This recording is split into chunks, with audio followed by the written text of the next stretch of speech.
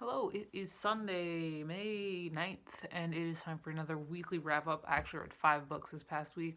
I know last week, not that these get posted weekly, but when I filmed last week, I was like, now I'm reading Tolstoy, so it's going to be another 3 years before I finish a book. However, I decided that with every novella I read out of the book, Tolstoy book, I would just read another book too.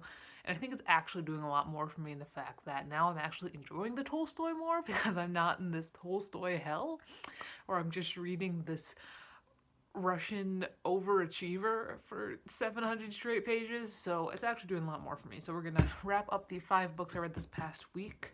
First up, they're pretty varied. I read a manga, and that is Bleach, Volume 24 by Tite Kubo.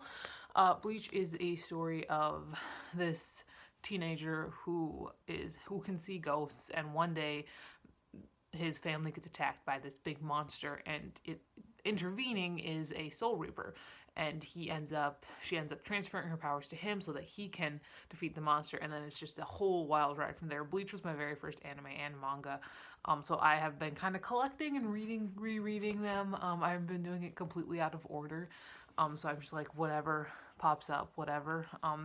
This is actually in my favorite arc, the Arankar arc, which I think is kind of seen as just the most fun arc out of all of them. But that's Green Joe on the front there. It's super exciting. But I really enjoy the series. I think the art style is really good.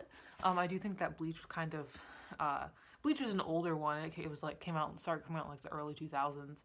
I do think that Bleach was one of the ones that really helped to turn the art style from the older manga art style into the kind of the newer, better art style. But this is, again, I do really enjoy this series. I think I gave it 5 out of 5 stars, mostly just for nostalgia's sake. I mean, I read and watched the series when I was in like 8th grade. It was my very first anime and manga, so I got this. And then I read a poetry collection that is You're So Patient With Me by Ivan Nuru. This is actually, I have a friend, she was an internet friend I've known for a while. She actually came out and stayed in North Dakota for a week or so, a year ago. A year and a half actually at this point. That's weird. She posted on her story. She took this guy, he is one of her friends, and he was had a sale on his poetry books, signed, stuff like that. So I got one. But this is just, I mean, it's poetry. It's good poetry. There were some that were, I mean, he did a very interesting, good job of I don't know, just putting his words together. It was just really interesting. I would say, like, I mean, buying from self-published authors who do things all by themselves is like my favorite thing, because I mean, like, and I ordered it through his website, so he ended up, I mean, he signed it, he sent a little note. It was really I don't know, I really think that it's just always very nice to read things that are, I mean, nobody's self-published.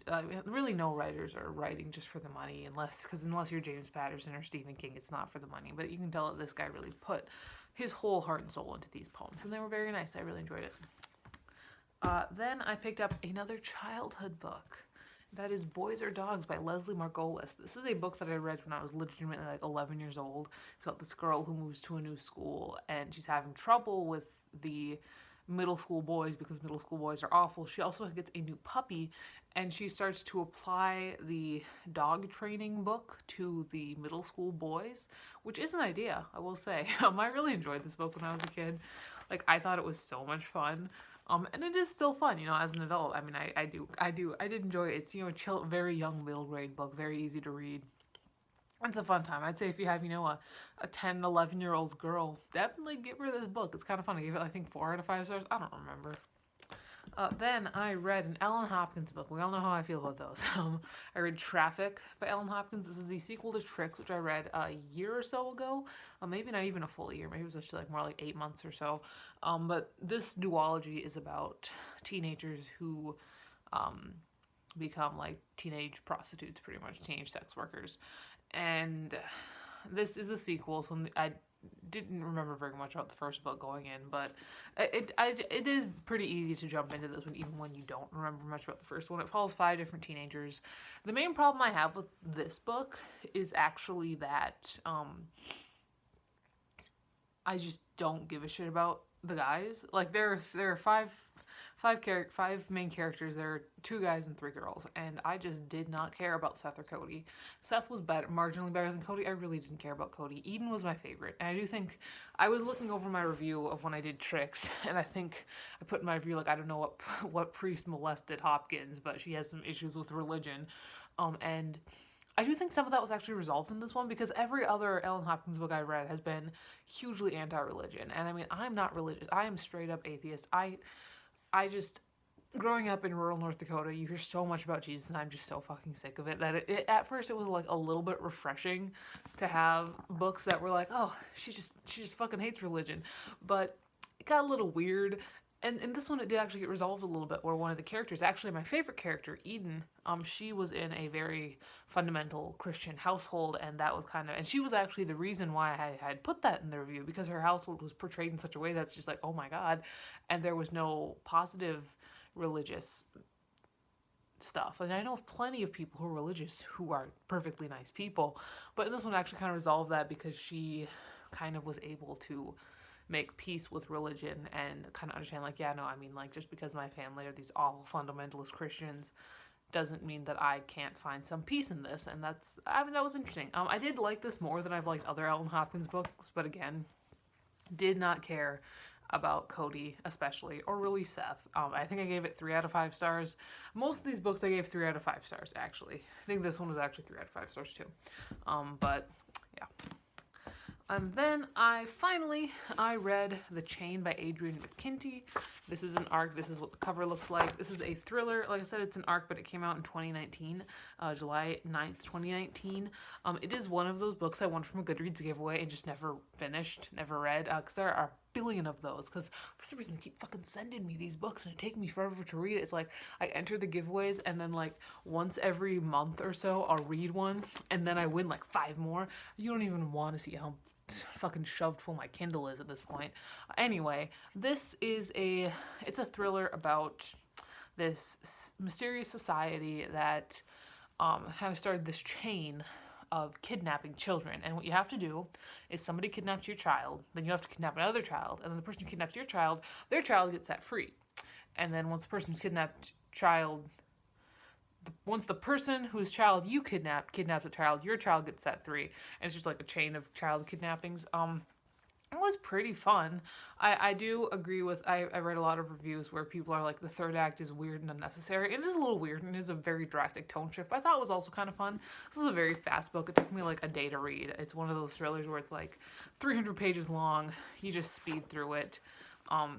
It was very interesting, and I mean, it was really fun to read. It's not one that I think is going to stick around much in my head or on my shelves. I'm probably going to unhaul it pretty much as soon as possible, because that's the thing with all my books. You may realize that I do unhaul quite a few books that I've read. That's because once I've read them, I can get rid of them. Then it's like the contract in my heart towards them snaps. I'm like, we can pass you on now. So this one was fun, and I had a good time reading it, but it's probably not one I'm going to be keeping around very long. Like, I did guess the twist, and I do feel so fucking smart when I can guess the twist. Like, I guessed it, like, before the ARC accidentally gave it away due to, I think it was, like, a printing error. I don't know if that's the case in, like, the final copies, but they used the nickname that this character had been using in the current timeline and a past timeline kind of thing, and it kind of spoiled it, but I kind of knew already, so I felt really smart about that. So I actually kind of like that. I actually really enjoy it when I can guess a thriller's ending, because I'm not very good at it, so when I can, I just get super excited about it. I guess maybe at this point I've just read too many thrillers. It's like I was watching a horror movie and I could kind of, I mean, like, once you've seen enough, you kind of know the patterns and you're like, this is what's going to happen now kind of thing. But it's the anticipation, and that does still make it fun. And overall, like I said, I gave it 3 out of 5 stars as well. It is a fun thriller. I would say this is one where definitely, if you're in Goodwill and you see it, definitely pick it up. Maybe pick it up off of thrift books. If you're really into thrillers, maybe buy it full price. I don't know. I got it for free. It was a fun time. I got 3 out of 5 stars. I'm currently reading 3 books. First up, still on my Kindle, I am reading Mordred's Call of Darkness. I did read a chapter last night. I am 50% through. I gotta make more of an effort to read at least a chapter a day, because I do have so many books on my goddamn Kindle. mostly that I've read from Goodreads. Speaking of one from Goodreads, I'm also reading Art is Everything by Maya Murray. This is it's almost like a manifesto style of writing, but it's about this woman who is this dramatic artist, and her girlfriend are, you know, have a, I don't know. It's interesting. She talks a lot about art. Talks a lot of buzzwords in here. We'll see where it goes. And I am working my way through the great short works of Leo Tolstoy. I am about halfway through. I just finished The Devil, which I think was my favorite one so far. I think next is the Kreutzer Sonata, which is, I believe, pretty long. It's like these go in between. They're either like 150, they're like 50 pages, which are very quick, which I can read in a day, or they're like 150, 200 pages, which I think the Kreutzer Sonata is the latter. Yeah, that goes from 355 to 449. So that's 100 pages. So that's going to take a little bit longer. But like I said, I think reading more books in between these have made me appreciate these more because I can concentrate them on them better. I'm not just, like I said, stuck in Tolstoy hell for 700 pages. And I think I'm actually reading this faster than I would have if I had just decided to read it straight through. Because I think, I want to finish it. Partially because, I'm like, oh, when I finish this, I can read another book. I don't know. It's just something that it's just doing really good for me. And it helps too. These are, they're novellas. They're not all one novel. I don't know how this would work with, I have Anna Karenina in the fucking book wall. Don't know if that would work for something like Anna Karenina, which is just one novel. It's just fucking long. But I guess, I don't know. I think this is working for this one. And so I'm glad that I did that. I'm about halfway through. So maybe give it another week and I'll be able to finish it, because I've got